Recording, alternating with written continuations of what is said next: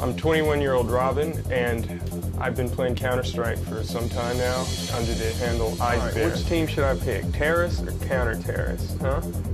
Let's see. Ice Bear is polar bear in German, and I chose the name after a song by Groove Zone called Ice Bear. Yeah, so it's just a brutality of Counter-Strike, the polar bear. I actually first started playing Counter-Strike in college at UC Davis, my freshman year. It was a big thing on college campuses. People played it between the different dorm halls and things like that. It was really competitive. People played for money and this and that. Oh, oldest trick in the book. The friend gave it to me and was like, hey, you know, let's play, you know, get good at this, and we're gonna play these people in our dorms for money.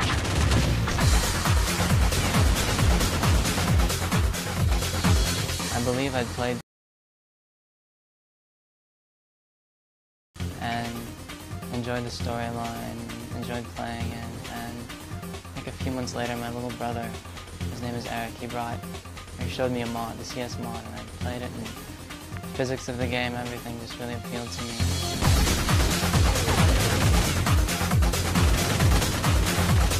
When my friend told me about Counter-Strike, I didn't really take that much interest into it. I didn't even know about playing online or playing with other people online, and I got hooked. Like after maybe an hour of playing, I got hooked because you actually do need to aim and you actually need to have some kind of skill.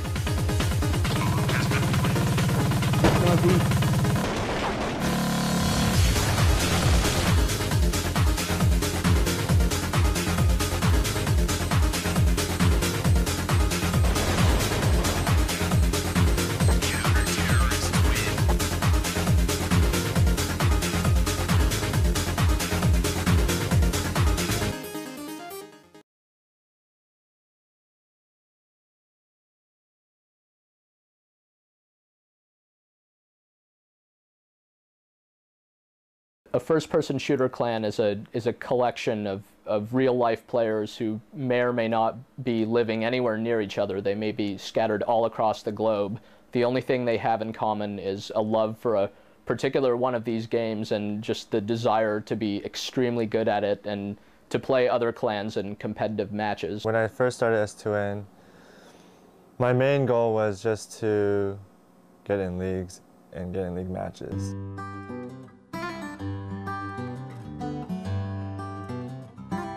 We decided that S2N should be, like, most important, the people who we should recruit as friends or family members first. You know, that's what S2N is all about, because S2N is like a big family where, like, we know each other and, you know, we're having fun, feeling comfortable with each other. We're serious about Counter-Strike. Even though we're still new, I guess, as a team, we're gonna get there eventually. Being the leader of the clan taught me a lot of things about politics. Everyone has different ideas about where the clan should go and how it should be run. I was really surprised as to the responsibilities of being leader. I had no idea. I mean, the time commitment was really heavy. When I went online, when I went on my computer, it wasn't to play the game anymore. It was about organizing the match, the next match, or reporting the scores for the last match. T-Dog, I don't know exactly why he's so interested in making sure that everything runs smoothly, but that's what's kept S2N together, and what basically brought it from just one clan that started in one server and just played amongst themselves to a clan that competed in leagues and really is trying to step up to the next level. Getting 10 random people from across the country, you know, to come together and play under a set of rules. I enjoyed doing that, and that was like one of my main jobs as a leader. And I enjoyed watching them play a match. I would be watching and see that, you know, well, they're playing because I was able to get them together and play.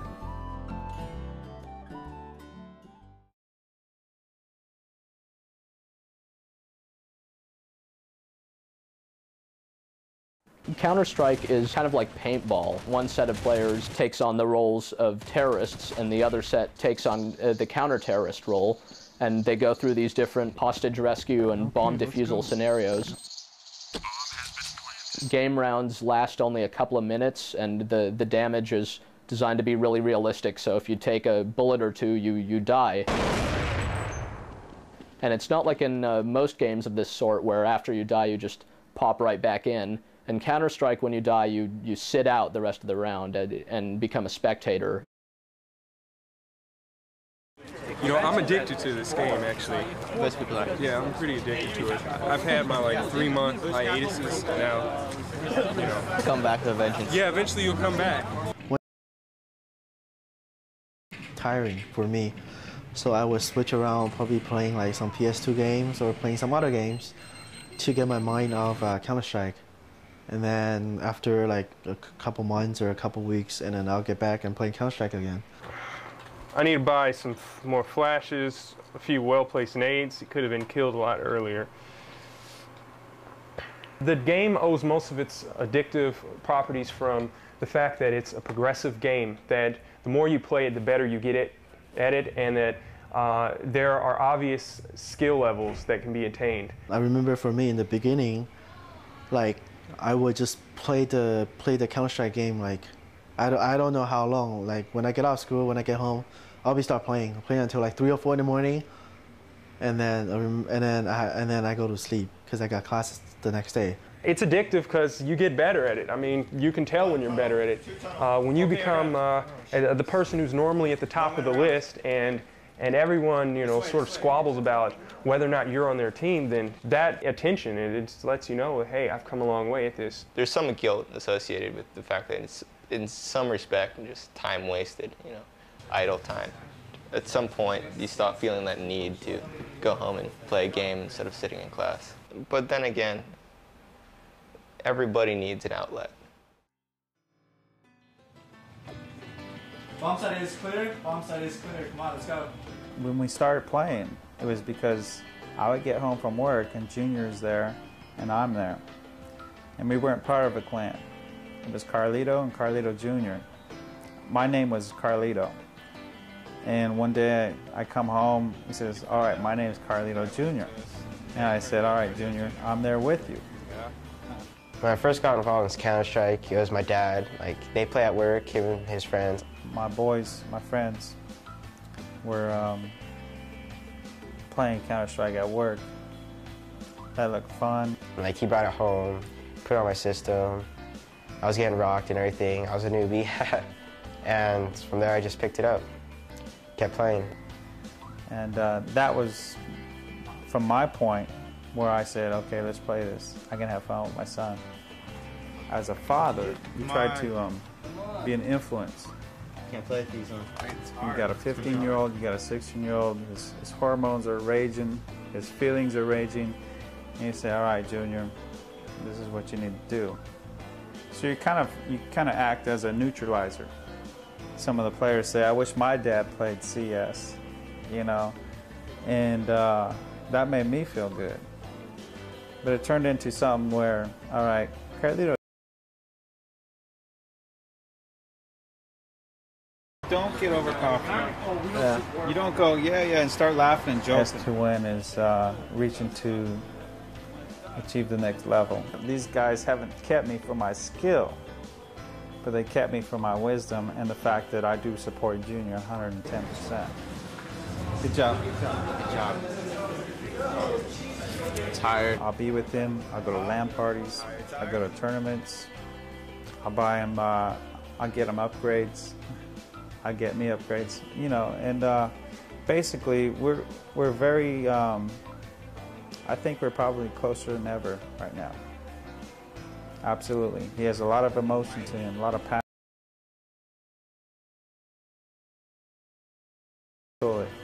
This is what the perspective is. Look at it this way. And I think he listens. I think.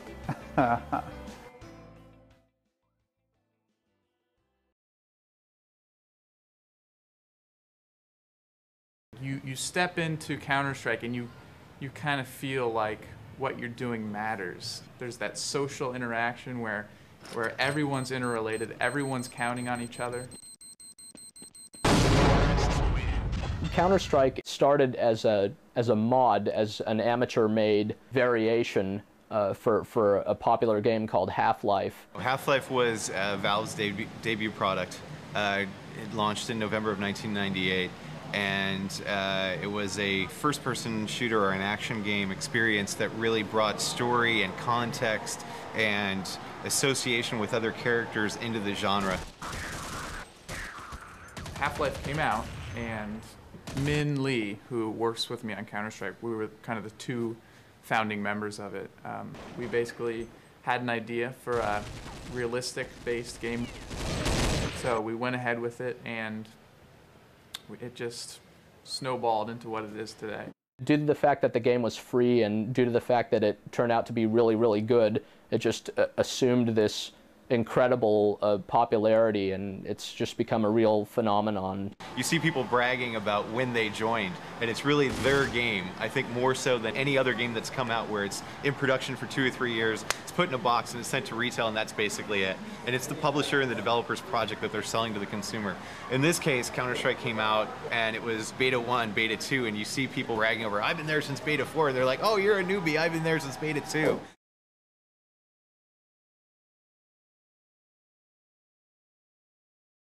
The first thing I always think back about when I see 1,000 people at once playing a game that you've had such a big part in is we look back to 1999 when we put out our first beta of Counter-Strike. I was 18, senior in high school, so we were pretty young back then. We didn't expect anyone to play it. We just wanted to play it ourselves. It's been a constant evolutionary development process that's just made the game better and better. And we said if 5 other guys like it, then hey, that's cool, you know.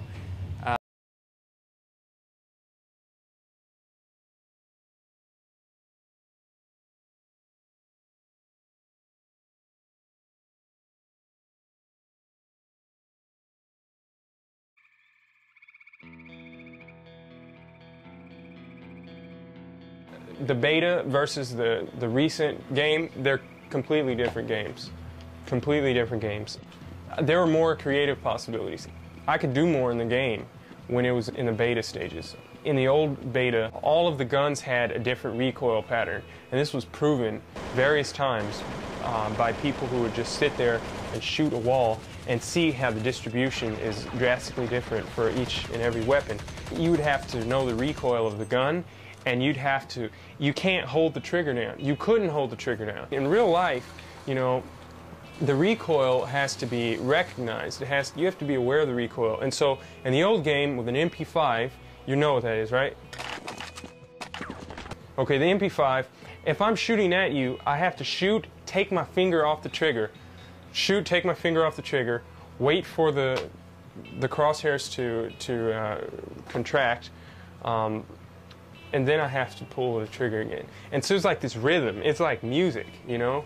I mean, it's like, you know, like da, you know, like A, E, B, E, C, E. If I had a choice of saying the matter, I would totally just can it. Just nix the new releases, Valve, all of it, and go back to the old beta.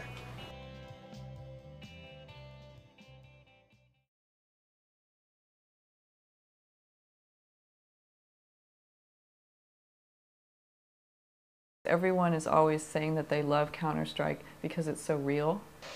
It's not real. I mean, it's not like real war. There are no civilians who are getting, you know, killed and maimed. It's like this clean world that is not very real. Velvet Strike is a collection of anti-war graffiti for use inside the game Counter-Strike, and it's also a collection of ways to intervene with online gameplay. As a terrorist, spend all your time being chatty and constantly try to reopen negotiations with a counter-terrorist. The goal of Velvet Strike is to bring awareness about the wartime climate that we're living in America and use the game as a vehicle to talk about outside game issues. So this is one of the emails. It says, "Hello, what a stupid initiative. If you don't like the game, just don't buy it, and don't piss other people with your shit." We had a lot of response to this project, and about half of it was from people who were like just really angry that a woman would dare to criticize their little world that they're in, and just completely misogynist, death threats. And if you don't realize that video game is just a video game and that it's a fake world, well then go play with your Barbie. One of the hate mails that I got was a long email from someone who was saying, "I can't believe you did this, this is terrible. I play Counter-Strike as a release of my anger and tension over 911. Please don't take away this toy from me and destroy my game." And he had written this long email, and then I responded to him and explained to him what the intent of our project was, and then he wrote back, and it was almost like this complete reversal where he was like, "Oh yeah, I see what you mean, you're right."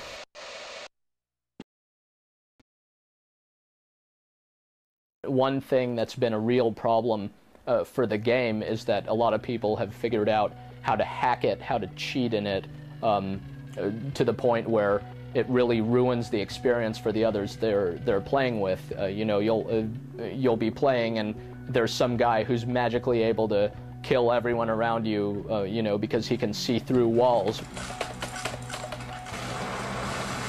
Wall hack simply lets you see right through the walls. You can see the player. Usually it's going to be accompanied with an ESP where it's going to show you the player's name and what weapon they have within hand, so you're aware if they're going to pull a grenade or if they're going to run in with a MP5. As far as cheating in the online community goes, I would say there's two levels of it. There's people who are cheating for their own personal gain, people who actually use cheats in leagues and competitions, be it for cash prizes or just for seeding at future events. Cheating? Thoughts on cheating? It's just the stupidest.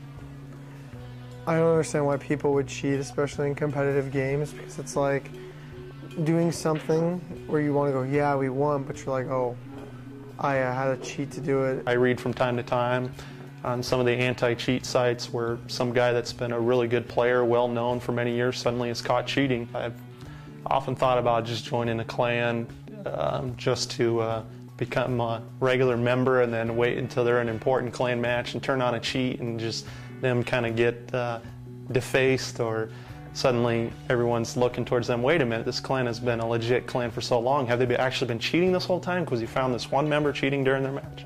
I've thought about doing that. I haven't actually partaken in that. The second level of cheating is it's not for personal gain so much as a destructive tendency.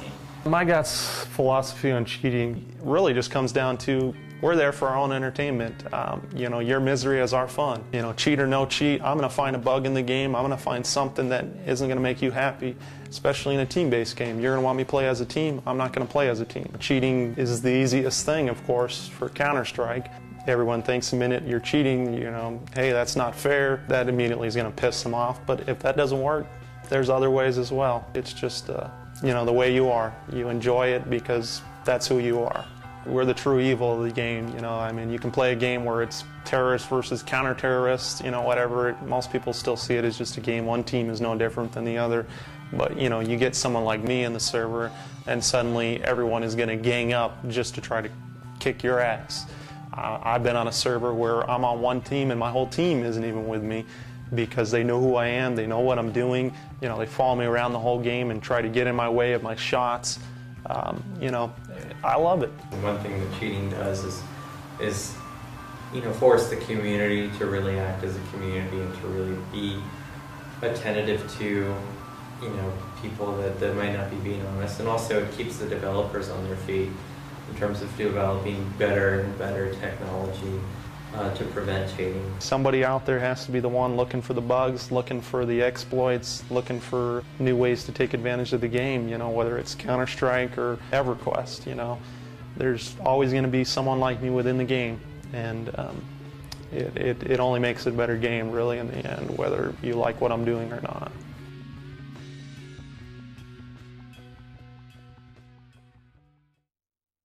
Word on the street is Speakeasy paid for the guys from TSO to get BMWs, and they bought them apartments, and they pay them to play Counter-Strike. That's what I hear.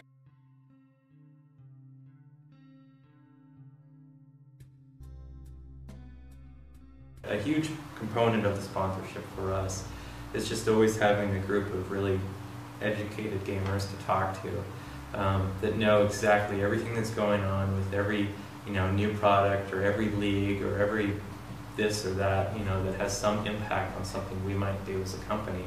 Basically using them as a recon for us, for information and intelligence, as you might say.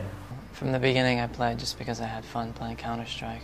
Each new beta about something different, and I'd play it for a while, wait for the next one. It was the beta 7.5, actually. I found the space server, and I started meeting people that played there consistently. I got to know people through countless hours of playing with them, and they said, hey, how'd you like to be in our clan? We had a lot of fun. We were all local guys back then.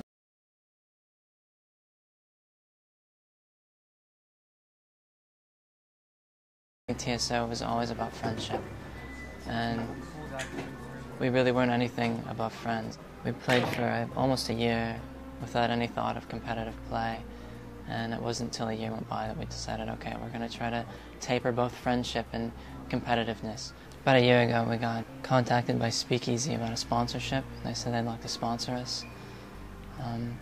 We all thought at that time that perhaps we'd like to take things to a new level, to a more competitive nature, and so 6 or 7 of us said, okay, let's do that, and we started practicing. Initially, we started with providing TSO with the TSO gear. They have hats. I actually have a hat right here in front.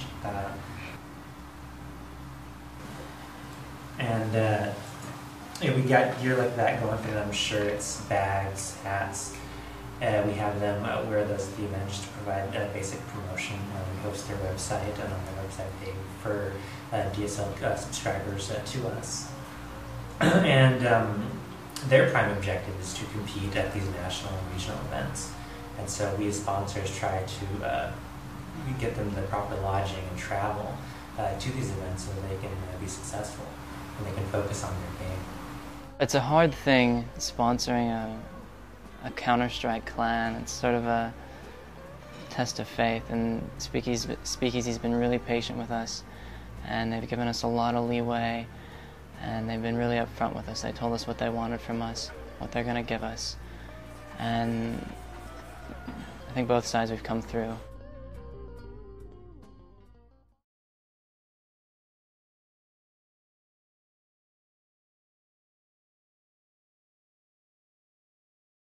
I've been into computers my whole life, and ever since I was about 8 years old, I've been making my own computers. My dad said that he'd fund me to build a network in our house, and with that came the idea of having friends come over to play games on the network.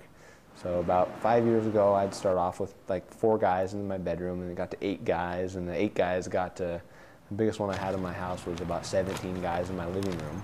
And after that, I had an offer to have the LAN parties here at the outhouse in Los Gatos. Password themselves. Mine didn't have password themselves. A LAN is a local area network, and a LAN party is where a bunch of guys, and I say guys because it is mostly a male thing, they get together, they all bring their computers, they network them up, using networking cables, and they play these multiplayer games together.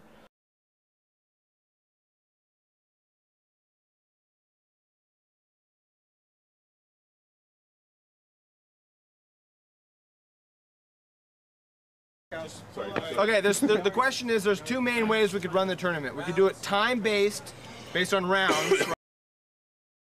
Play 12 minutes on one side, switch sides, play another 12 minutes, keep track of your total score, and report that back to me. Or we can do it round-based. Round-based. Say you played 12 rounds on one side. And then tell me your score. You played 12 on the other side. It'd be cool. Why would you want time-based over round-based? I don't know, because Well, I guess it might include like you camping, and that might hurt it. But nevertheless, like if you're not as good of a team, or if you don't have like efficient players. Stop wasting our time. What's on your mind, Tech? Don't hold anything back. Oh my God! Just chill out. What if we suck? Dude, raise your hand if you want friendly fire. Yeah! Hey, the rest of you are noobs. Raise your hand if you know friendly fire. Let the ones that screw themselves up. If you want friendly fire, stand on this side. Yeah. If you don't, stand over here. Now we brought. Oh, that's easy. Hey, what the hell are you doing? Get your ass out! Friendly fire on this side. It's an easy count. To the dog side. What? 12. On or off? On. Friendly fire will be on. Yeah! We're going to start the tournament now, guys. Go to intranet.lgland.net. And there's a link for cheating death at the bottom. It's a required install. And there's also another link above that to show the tournament ladder, and I'll be updating that in real time.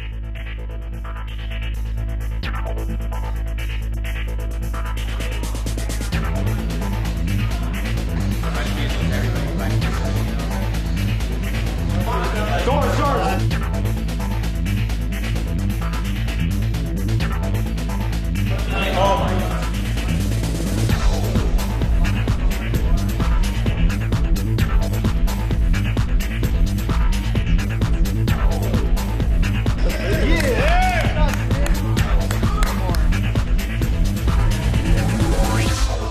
Dad, you gotta go. You gotta go.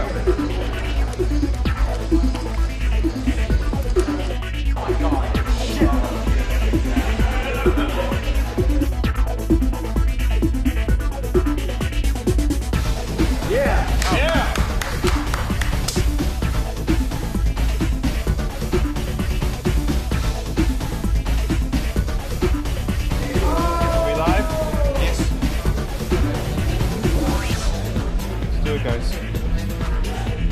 Go back to the bridge. Is there supposed to get in the bridge? Better get back.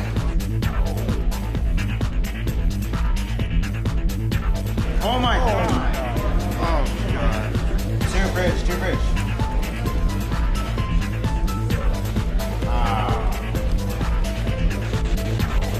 Oh, from behind. Yeah. Bridge.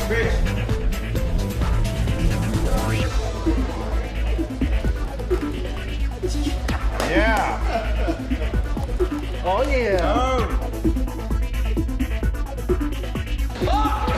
Fuck bullshit. Hey, fuck you, man. Sit the fuck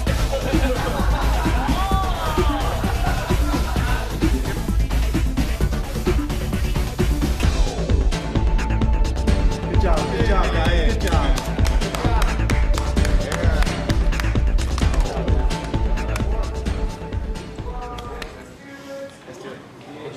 Good job, man. Good job, Junior. Yeah, it was fun, man. Good job, Good job, man. You got it, man. All over it. You got it, dude. Killing all, man. Good job, Tech. Thanks. Good game.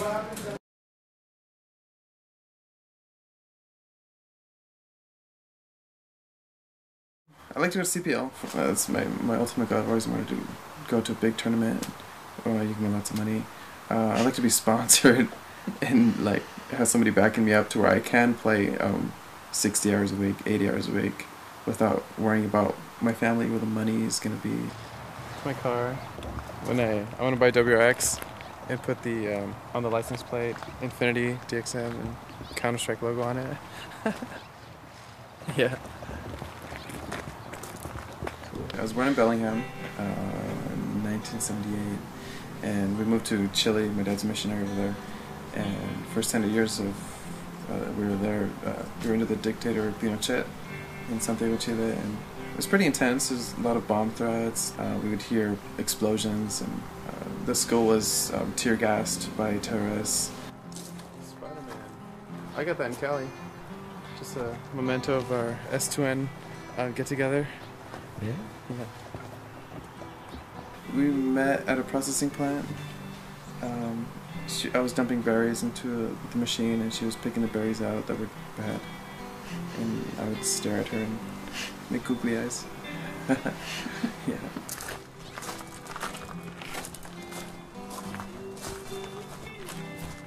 There's that V right there. He's pretty happy. And inside there's like really big ones.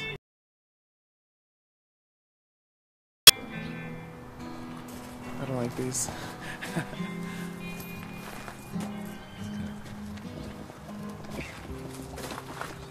It's our home. Usually the way it works, I work from 5 a.m. till 2:30 p.m. So it's really nice because I have the rest of the day off. And then Michael, I'll go pick him up usually, or Carrie picks him up at 5. And then we'll have like a family time until he goes to bed at 8, and then I'll play Counter-Strike till 11. Unless it's my day off, I can play like 6 hours. I spent lots. When I could have been doing something else, you know, another job, making more money, but everybody's got their hobby. And that's what I want to do, is play games. Hearing what they can make as far as game testers, which is basically what he wants to do, it's a great job. I mean, job security, you're pretty much guaranteed a job with a big wig company because there's not really any small ones that make it anywhere. So, you know, if he could get into a job like that, I'd be totally for it. So you probably don't know any or many gamers that are married. I've had to get used to the fact, you know, that there's definitely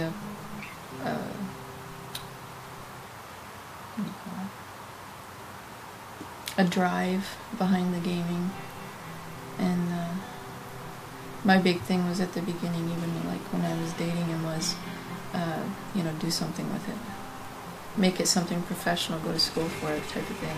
First, when we were married, he was on the computer quite often, and being the setup, he was sitting on the computer and the TV was over here, so I'd be just pretty much sleeping on the couch. It's a lot different now. I think he's grown, like, realized the sacrifices that I've had to make, maybe, you know, realize that he does have a family, and he's definitely balanced it out a lot better now. But in the beginning, I felt like I was making a lot of I probably played twice as much back then. Yeah. See, this is what they usually call me because of killing so many people in a round. And they call me hacker, and then like half the people leave because they think I'm cheating, but...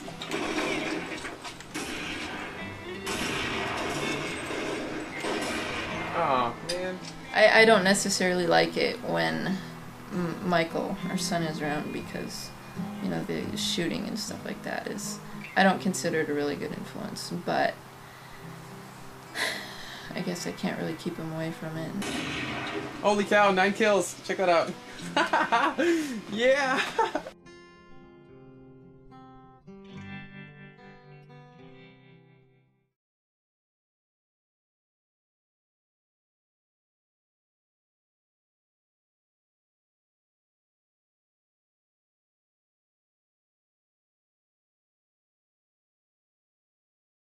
The Cyber Athlete Professional League, or the CPL, is one of several organizations trying to bring a real legitimacy to the act of playing these kinds of games competitively.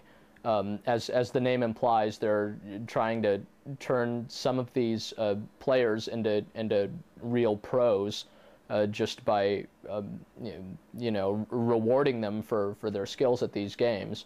Literally through pretty substantial cash prizes. Playing in a LAN environment just completely changed my view of online gaming and online competitive gaming, online leagues.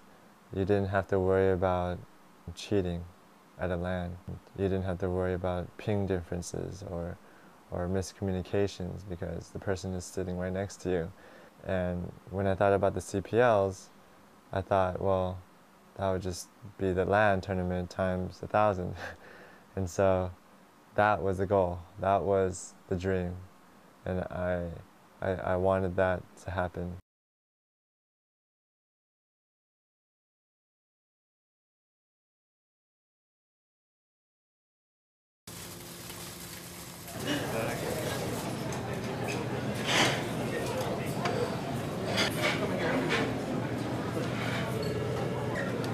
This is what powers S2N. Champions, huh?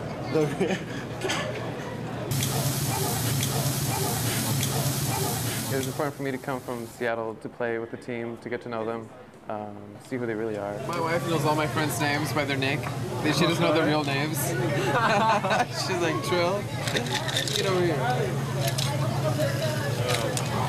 Or I call my friends up, and their parents don't know their nicks. So I'm like, yeah, is Tugam there? He's like, what? I had to take a whole 2 days off of work. I had to pay for the airfare. It was like $165. My wife and kid are home. They wanted to have a vacation. We really don't have that much money, and so it's like a huge expense for us to come here. We have a lot of bills and stuff. So you know, time away from family, a lot of money. We're going to spend over maybe $400 just to be here. Good, what do you have to do in order to qualify? Win. Tomorrow.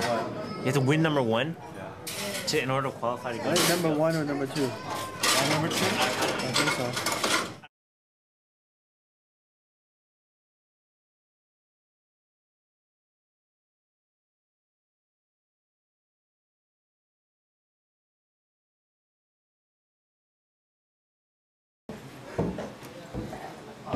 Sorry.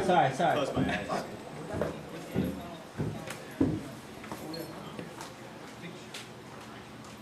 Colt. Oh, 1 second. What do we say? AKA. Say AKA. AKA. Fire in the hole. Fire in the hole. All right, ready? Cheese. Cheese. All right, then you guys want the whole team? Yeah.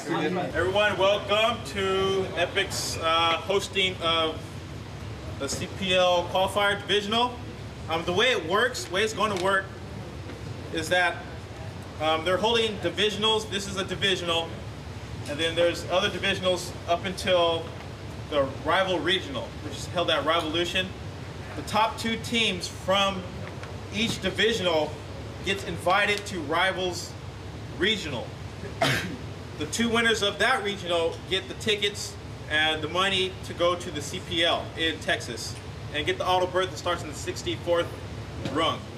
After this, we'll give the winner $500 auto berth to rival. The second place will get the auto berth, and then third place will get a handshake. That's pretty much it. Let's have some fun. I don't know, I think there's 4 clans here. Yeah, so it's not gonna last 4. So after it's done, you guys go play, have some fun. I don't know, my heart's pounding, but I've got confidence in these guys, definitely. I feel good.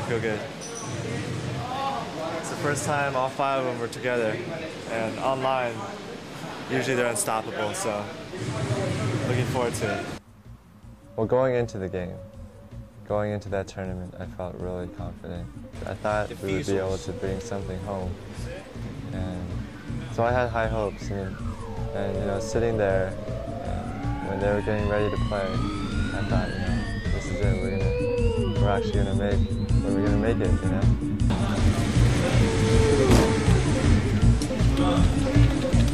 Come on, those are Glocks. I hear 3 outside.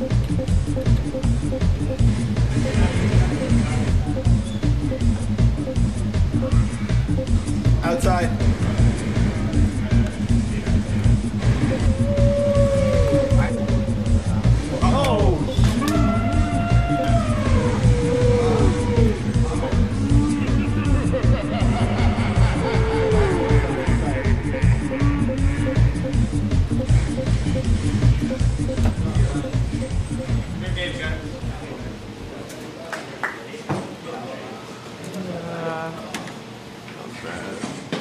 When I saw them and they lost that first round, I was shocked, disappointed. I kind of wanted to play myself. I wanted to just grab the controls and do it myself. And I kind of felt helpless sitting there. And I felt like, you know, we came so far, and I was trying to figure out why it wasn't working. I was trying to figure out what we could have done or what we were doing wrong. We did well, but some basics that we had to go over. Good effort.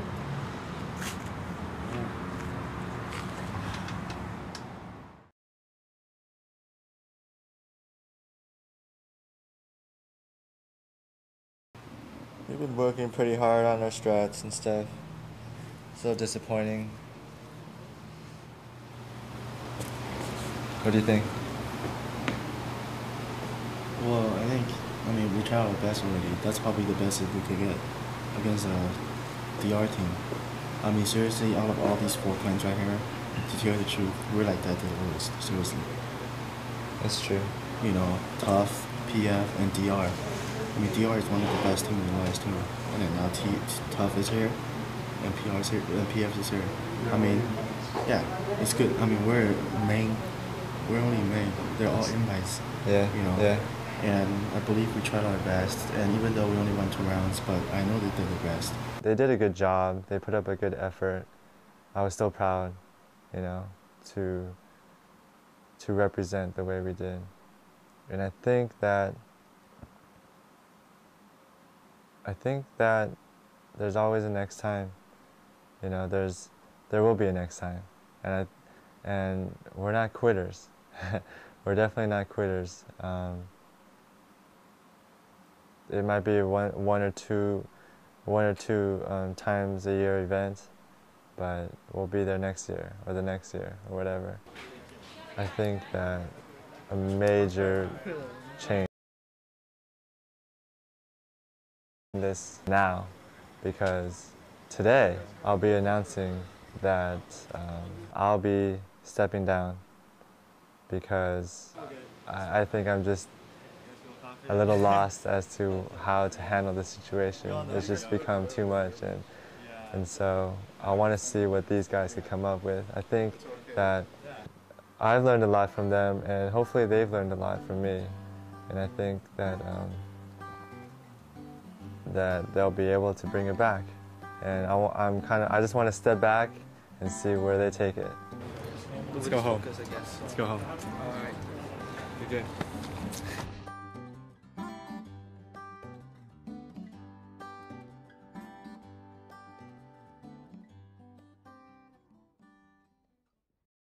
Some people think that the best way to explain computer gaming to the media is by going and showing the numbers and saying last year this was, you know, 10 billion or 11 billion or all that. This year is going to be a 20-some-odd billion, 25 billion or whatever the number they're projecting for this year, which will be another record year for the industry.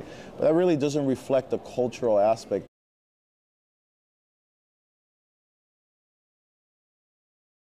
Some ideas have a momentum of their own. Back in 96 and 95 and then in 97, LAN parties that were taking place, people were not there for entertainment, but they were there for competition. And I realized this was a sport. And there may be another 4 or 5 people at the same time that had the same idea. But I just happened to be the person that did something about it.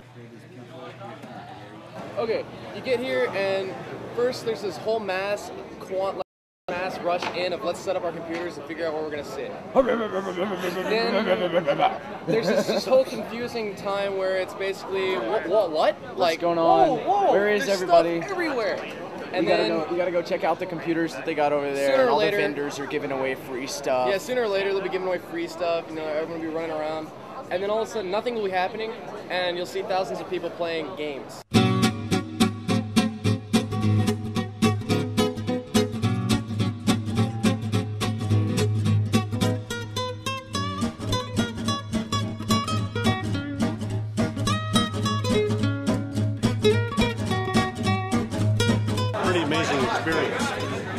We drove all the way through, without stopping the 3-hour shifts, so we slept pretty hard last night.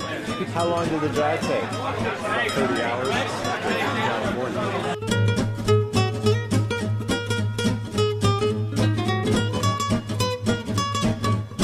Tell me the object of the game. How does it play? What's it called, first of all? The game is called Counter-Strike. It's offensive versus defensive. You're trying to counter-terrorists. You're trying to prevent the terrorists from planting a bomb. There's a clan called Dash Dash Dash from San Antonio. It's a local clan. Dallas, Texas. Springdale, Arkansas. Indiana. Rhode Island. Not from Holland, but the rest is from England. Scotland. The UK, we'll leave it at. Oh, we're here from Norway. Brazil. Sweden. From Australia.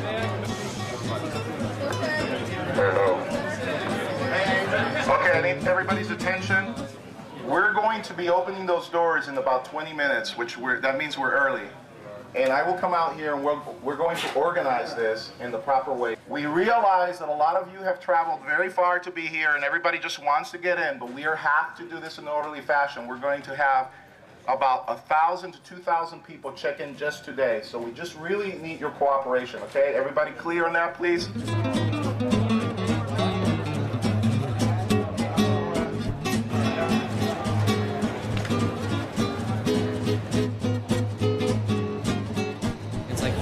The city and a whole group of people, and you can connect with them as soon as they hear you. It's almost like a family. So everything here, my wife made. You got the peanut butter brittle right here, right? Yeah, homemade. What's this over here? It's something mint. I'm not sure Bev made it. My wife spends probably about 5-6 days sometimes. Last time she spent like 2 weeks making stuff to bring down here. And she hooks up the people that run the CPL. And I've been coming here since '98. More brownies. What this game is all these elite guys, okay?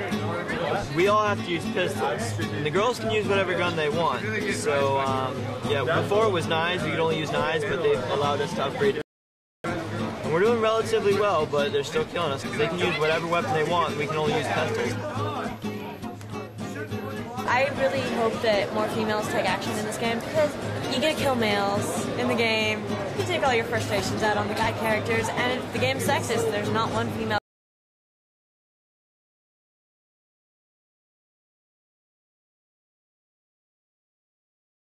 Maybe not a female skin because everybody would pick it, even the guys. But, maybe a map that would be easier for female gamers to get started on, something that more feminine to their idea, and I know that's really stupid, but I'm curious what you mean by that. Like a daycare, making a daycare like a hostage rescue map or something, something that females can kind of understand, or like a dog pound. It's like your people. It's just you belong here. I don't know. It's really weird. It's kind of like the Bumblebee girl, in that what was that video? No Rain. Yeah, the No Rain video. You have a little bumblebee girl. She's like all lost through that whole video, and then finally at the end of it, she finds all the other bumblebees out in the field. Well, this is our bumblebees. This is our people. So. Damn, I brought everyone's shit. Scott, how many people did you hear? Our first actual competitive CPL was the 4-year event when we brought our computers down and we came to play. We weren't really so prepared.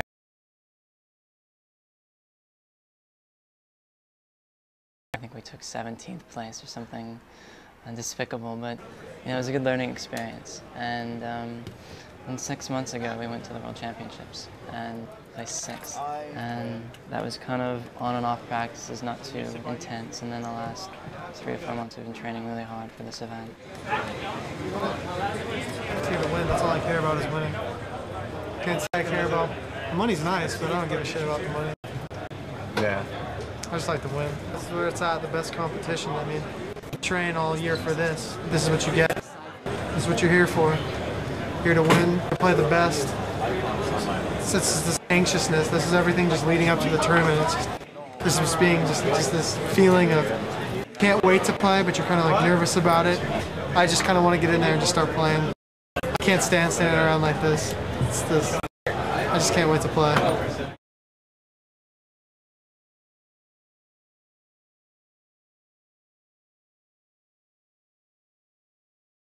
All right, so you want me to talk about TSO? I'll talk about TSO. TSO, good group of guys. I like TSO. TSO's very, very overrated. TSO is going to go down. They refuse to play us on land because TSO's cowards. It's all about image. Yeah, seriously, it is. It's all about image. If they played us on the land and we beat them, then everyone would say, oh, DLP beat TSO on land, and they would be crushed. I've been to a bunch of these tournaments. I know a good majority of the people. I'd say a good majority of the people know me. And if someone doesn't know me, they ask, who's that? And it's kind of like, it's not the greatest feeling, but because, a lot of those, who's that's not a good thing, or who the hell, I hate that guy, or, it's just it's just like anything else. Not everyone's gonna like you. So just make your best of the situation. You just go with the flow, I guess.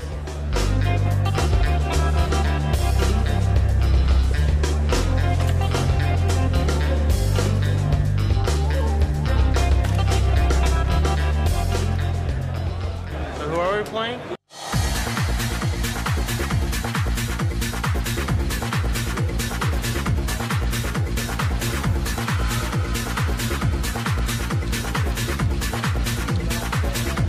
They're rushing upper. They're rushing upper. One radio, bombs down radio.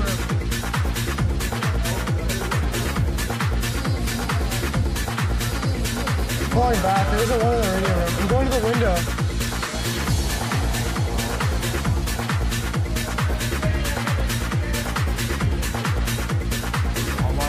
Defensive on the ramp room, behind the boxes.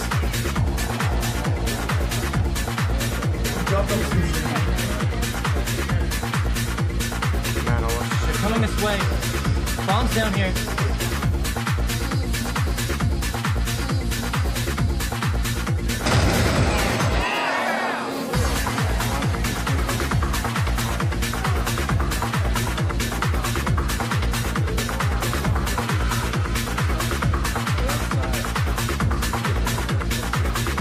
He's under me.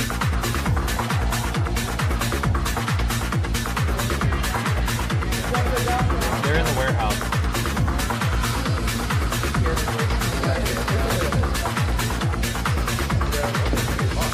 They're rushing.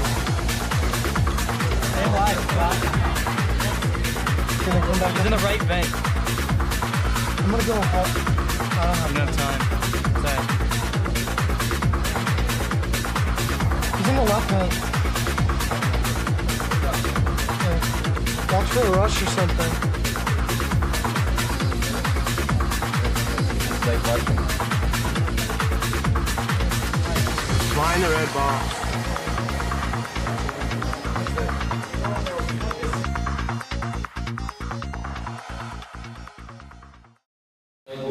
We played a really good plan and got our asses kind of handed to us.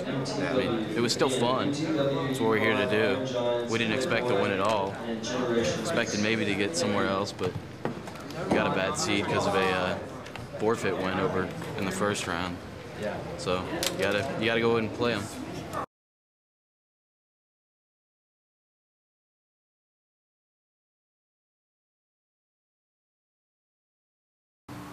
Right now, there's this new Uber team here in the U.S. It's called 3D, Dedication, Desire, Discipline, something like that. And they're considered right now to be one of TSO's prime competitors at this upcoming event.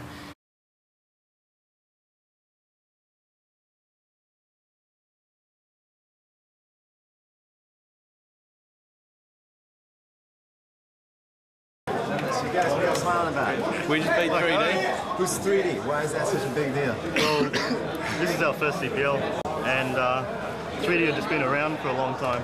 That's all we do is watch 3D demos, and it's just, I can't believe it. How far have you guys come to be here? About from Australia.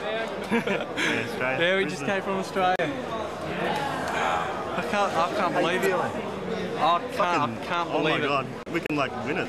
Like if we can beat them, only people are standing in the lane, in my opinion, is escalator. It's just a shock that we beat them. It's a real shock. I can't believe it. I can't believe it. We just beat 3D. Oh mate, that's unreal. Mate.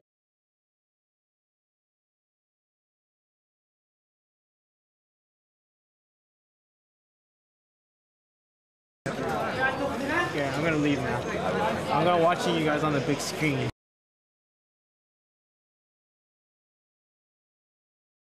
Yes, Nat. Okay? Come on, Stacy. Hey, we're gonna have to literally scream to get this across. Alright? Can you scream, Matt? There's two on the right.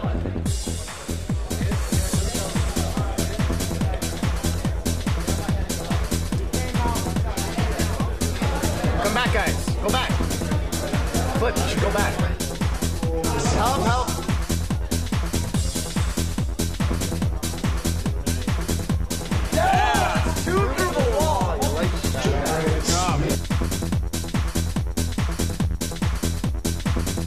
this together. Get the next floor. Where is that? They have an off in the middle. Let's try out at 25. All right.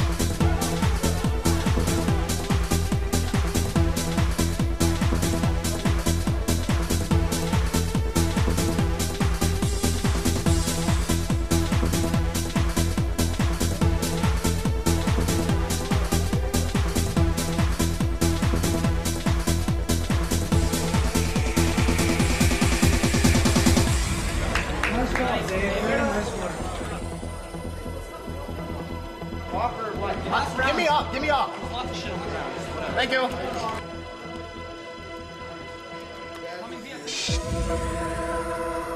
Guys, let's double HE. Do any of you have HE grenades? No, holy shit, they're there. Nice. Fall back. There's only one guy. Fall back. Fall back. Just one. Oh no, rest are coming. Rest are coming. Lies. Oh my god. I hit like 3 shots that time. Alright. Do the same thing again, just really nice and slow. We did that the first time we actually worked together. Get the next 4. Me and Matt are coming out. Where is that?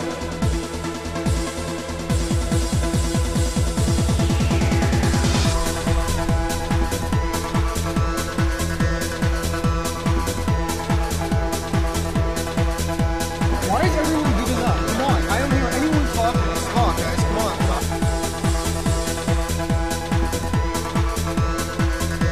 We're gonna go to the first round. Get ready. 4 here. Come over here. Come over here. Do the switch quickly. Fast. Coming up. They're all coming here. There's at least 4 here. Hey, if you boot up, Yeah, they're all there. They're under me. Yeah, come over, Scott. Come over. Everyone get over here. 5 people. Who's watching the hall? Someone needs to watch the hall. I have it. No. Just sit there, watch the middle. I'm watching the monster hole from, or dark hall from the monster hole. Go back. How about on this one? Go over here, Razor. In case of flanker on this one.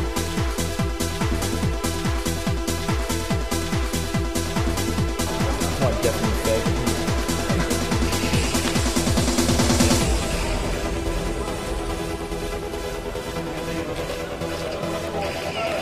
Nice try, man. Safe. I got a full armor and a grenade. Stack over there right now. I'm gonna go to the hall. I'm gonna go to the hall and come back. You have an MP5? I have an MP5 and full armor. Yeah. Use your HE.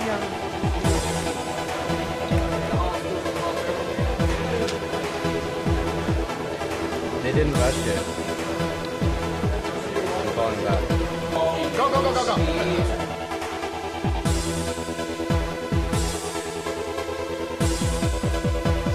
They're going too slow. Let's just hide.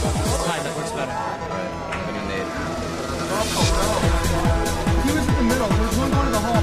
Just hiding it like we did before. It sounds like they might be moving back. They're trying to kill me. They're just spamming. They don't know what to do.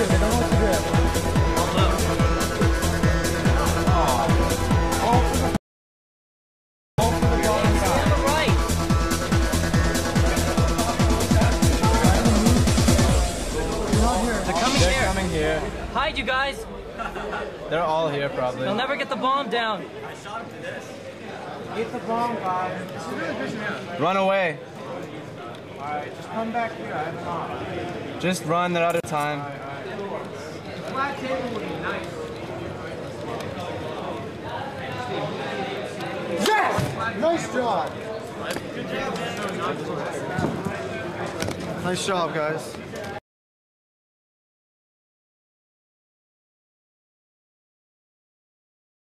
Yeah, I think they're trying to give me a heart attack. Oh my gosh. Like everyone was watching just like, oh my god, what's happening? You know, TSO, you know, getting, I mean, everyone knows EG.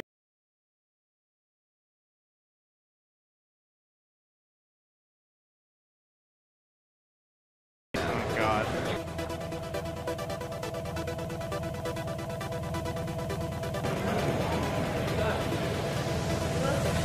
Yes! Nice! Good job!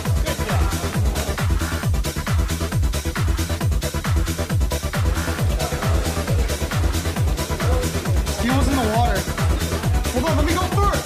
Ball's down, he's in the bridge room, left side. Behind you, Jason. He was in the water. T-bridge room, T-bridge room. Hey, It's me. Who's watching what? I got water, I got water.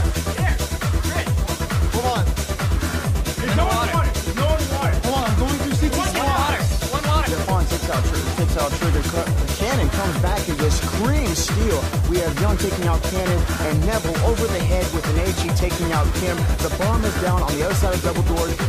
Yes!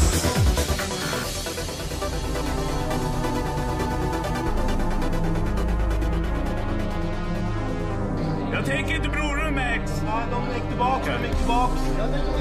Now I'm going upper. Let's do it 3 lower, 2 upper. Once Dave gets a kill, go. They're defensive. You need 3 volunteers up for registration. 3 volunteers. Who's watching flank?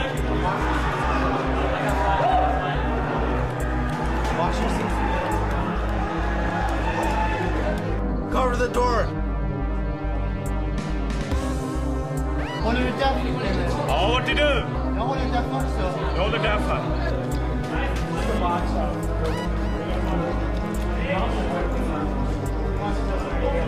I'm checking the middle.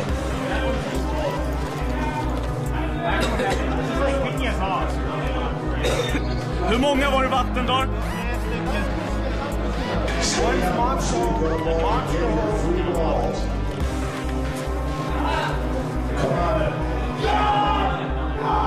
Hold brorum. Flash här. Smoke här. Okay, we just have to walk all the way there and fight. Just like keep going. Because we only have a minute left. Let's go to the left when we get down the alley. No, straight out now. It's gonna be to our right. Yeah, he'll probably be on the trains in the middle looking at the alley. Step out first. You want to boost? No, forget it. No time.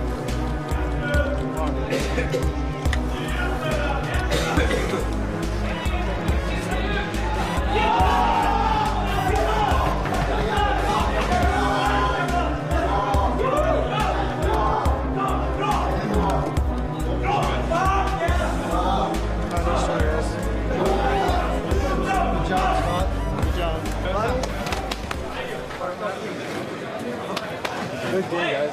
Good game, good game. Slow, Good game. pistol round. The T pistol round. That's frag or die. That's frag or die. Good game. It took 4. It's T. All headshots as well. Like, Good game. Nice play. Good game. I know we're slow.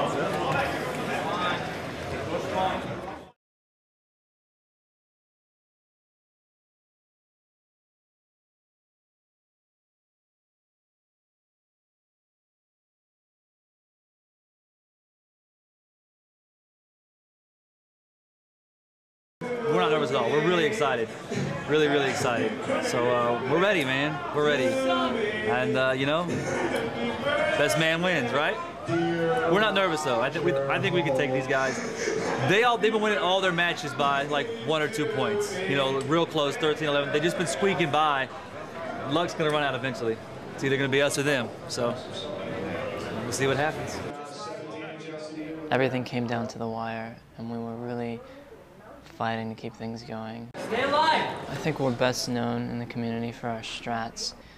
Online play hurt us more than it helped us because we'd scrim clans over and over and over again. They knew our strats, and they turned right around and used our strats against us here.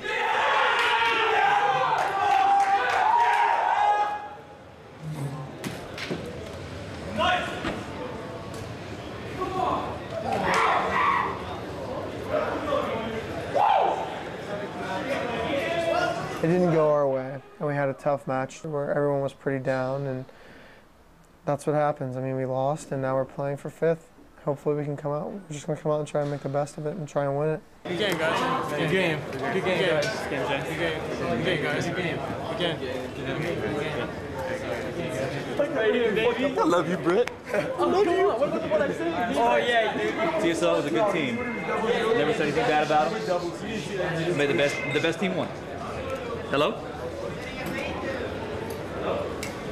I don't think we're the most skilled players, and I think that falls back to the friendship aspect. We weren't looking for the most skilled players, we were looking for good friends.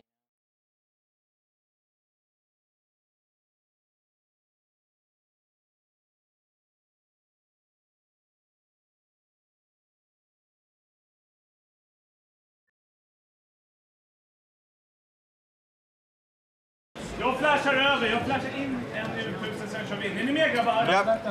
Jag flashar. Potte kom. Wait. Flasha Potte. I'm flashed. Är ni med? Go. Kör. In.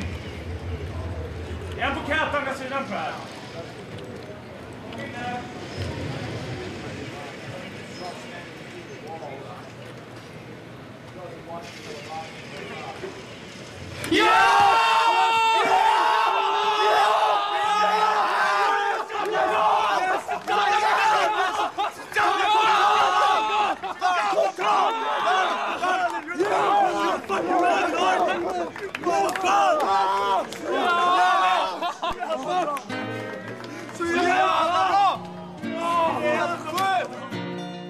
I just bought primary ammunition.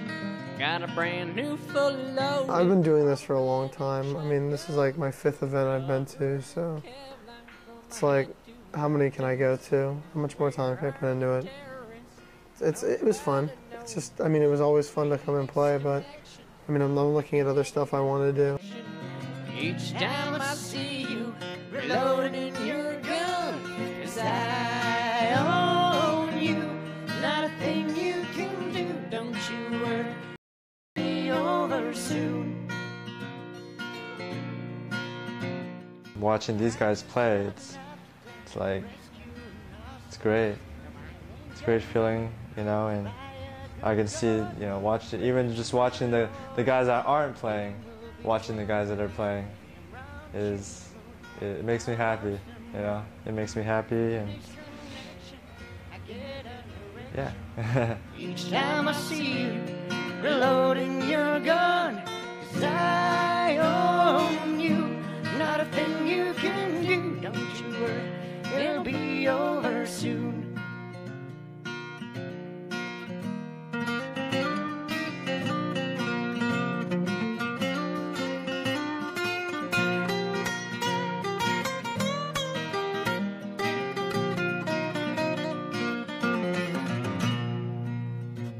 But the campers are really dragging this out. With the scopes on full magnified, they got us pinned down. My friend with the stayer just got shot in the head. He peeked round the corner, now he is dead. They're crouched in the corner, why won't they come out? 'Cause it's oh so late. Just kick 'em, it's oh so late. Just kick 'em, it's so lame.